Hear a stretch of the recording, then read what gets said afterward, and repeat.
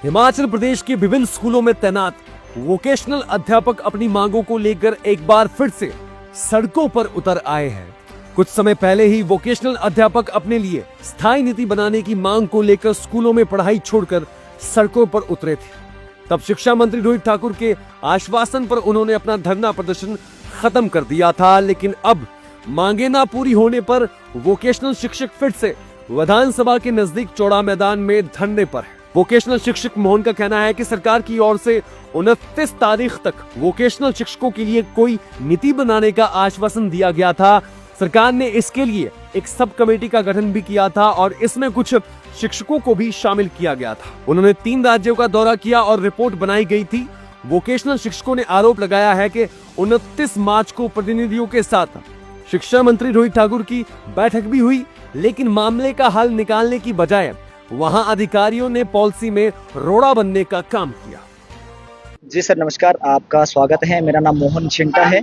सड़क पे आने का रीज़न ये है सर कि पिछली 29 तारीख को यानी परसों हम यहाँ पर पहुँचे थे। हमारा जो है एक डेलीगेशन ही हम कहे कि ज़्यादा लोग नहीं आए थे, हम 300-400 लोग के आसपास हम लोग आए थे और हम सरकार का धन्यवाद करने के लिए आए थे, क्योंकि 29 तारीख को सरकार ने एक निर्णायक फैसला जो है व्यावसायिक शिक्षकों के हितों में देना था।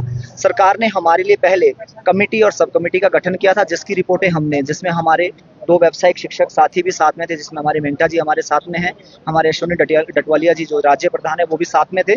तो वो 3 राज्यों का दौरा करके वो पहुंचे थे और वो जो रिपोर्ट थी वो पॉजिटिव थी।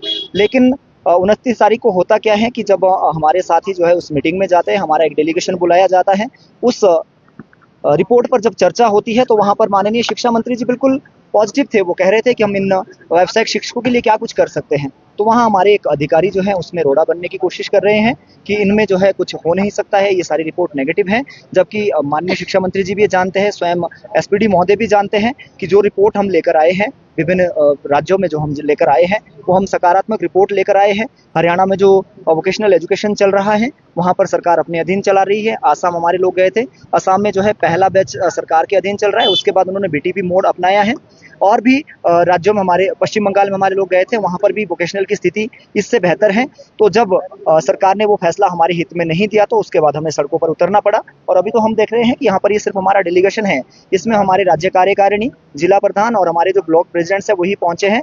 लेकिन अगर सरकार को आज के समय में भी, क्योंकि आज ये अंतिम दिन है, आज एमओयू खत्म होने वाला है, अगर सरकार आज भी सकारात्मक निर्णय कुछ नहीं देती हमारे पक्ष में तो कल हमारे 2100 साथी यहाँ पर होंगे। कल 2100 साथी होंगे सर, मैं आपके चैनलों के माध्यम से बताना चाहूँगा, आने वाले समय में 2100 परिवार यहाँ पे होंगे।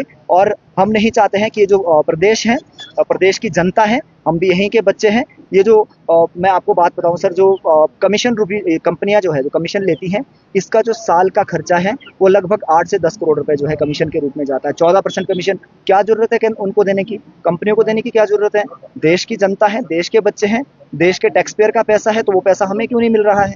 और ये बीच में कंपनियों को रखने का क्या औचित्य बनता है? ये बार बार हम आपके चैनलों के माध्यम से कह रहे हैं। पहले भी तो आपने सरकार से बात की थी, कंपनियां नहीं डरे, उसके बाद क्या आश्वासन आपको मिला था? उस समय शिक्षा मंत्री जी यहाँ पर आए थे, उन्होंने कहा था कि हम मेरा चेहरा ही जो है रिटर्न मान लीजिए, जब मैं यहाँ पे पहुंचा हूँ आप लोगों के बीच में, जो मैं कह देता हूँ वो बात मैं करता हूँ। उसके बाद उन्होंने, उनका धन्यवाद भी हम करना चाहेंगे, उन्होंने कमेटी और सब कमेटी का गठन किया था, जिसकी रिपोर्ट अभी सरकार के पास है।